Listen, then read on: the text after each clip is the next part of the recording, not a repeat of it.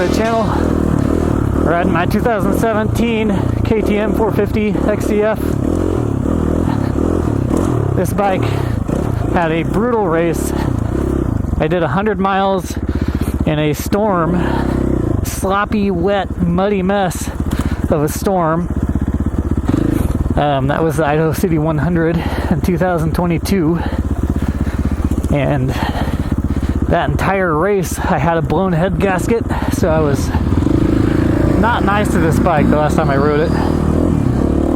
But now it's back. We'll see how everything goes. It's the season for white stuff.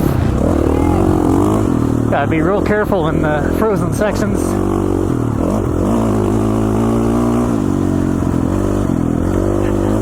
The bike was smoking a little bit, but that's probably just because of the leftovers that were in the exhaust from running it for so long.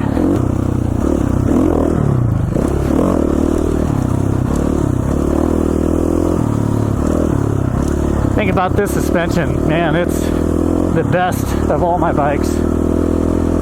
Hard hits are nothing for this.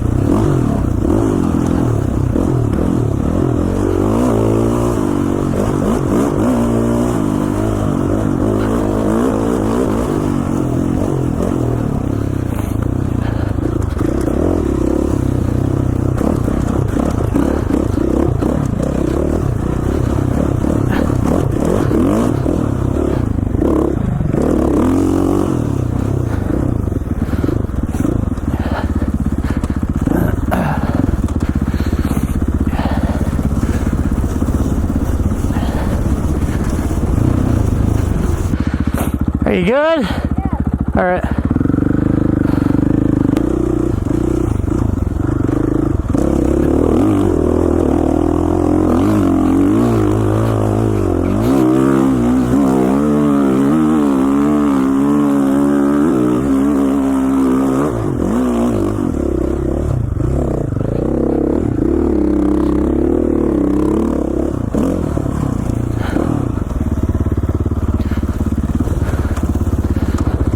There's some moisture in that soil. That hill is way easier right now than it normally is. Actually got cross-rutted at the base. That would usually spell disaster, but not this time. Well, and with this bike too, this thing's a monster. This bike is definitely pretty far from stock except for the engine nowadays. It's got a stabilizer on the front. I'm using a GPR stabilizer. Can't really see it, but it's under the bar pad. That helps big time with stabilization. There are things like that that really affect how this thing performs in a good way. I've never been much of a fan of like the 450s. I've liked the 250s a lot more. Although this one's been a really good bike. Ideally, I would like to switch to a 350 so I get a little bit of that lightweight feel back. And it's less fatiguing for sure, because this thing just makes so much torque that it's always cranking on you in a big way. It really wears you out quick. I've been in a gear too low before and I crank this thing on and it just, I roll the throttle on it, just grabs the hold of the ground and sucks you back in the seat. takes you for a ride. Desert racing with this bike is an experience for sure. In the deep sand especially, you get into that deep sand and just, it's kind of the same thing as a boat with a lot of power, how they kind of, instead of being in the water, they get up on the water. And that's what this bike does in the sand really well. This bike just, it really rockets you up to the surface and then keeps you there. So you're just flying. Oh, sketchy, that's all ice. Other modifications to this bike are things like the foot pegs, which you wouldn't think would be a big difference, but they are. I have the Fastway foot pegs. You can see these foot pegs are super nice. They've got the extension on them. Keeps me from hyperextending. And suspension on this bike is legit. That's the biggest modification to the bike, really, and that's what makes motorcycles so expensive when you're looking at high-end bikes. It's always the factor that makes them high-end is the suspension, really. But this bike has way better than stock suspension. It's got the Lucky MX Tech Lucky cartridge fork, and the shock was redone by Proline Suspension in Boise. They do a great job. Another thing about this bike that is modified that makes things very easy on me is the Midwest Mountain Engineering clutch lever reduces clutch pull weight by 50%. And they are finicky as far as getting them set up and ready. They are very finicky. So don't just think you're going to put one on and have it be good to go. But after a few rides of adjusting it, you get it set and it's good. You shouldn't have to mess with it after that. But they are very, very nice to have. And that's been a big factor for me that really keeps me from getting tired early on in races. But I can ride, as far as just riding the bike, I can do that all day long, but racing and riding are two different things. Generally, when you're riding, you're not going to be making yourself crazy tired.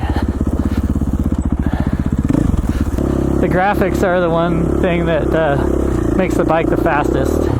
If you have a good set of graphics, it increases your horsepower 10% at least.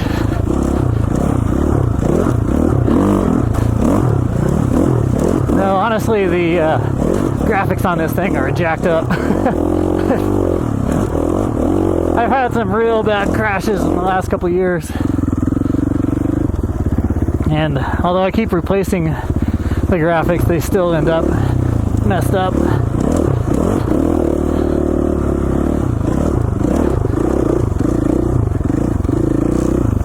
I try to be a good steward of my sponsorships, so it's one thing I try to do good on is, you know, keeping a good relationship with the sponsors and like making sure that they are displayed nicely on the bike at least.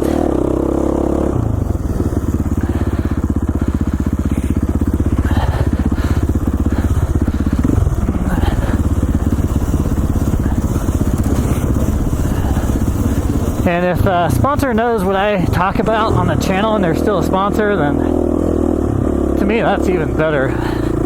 Like, honestly, if they don't banish me for talking about whatever on the channel, then it's pretty sweet, because I'm just talking about whatever I feel like.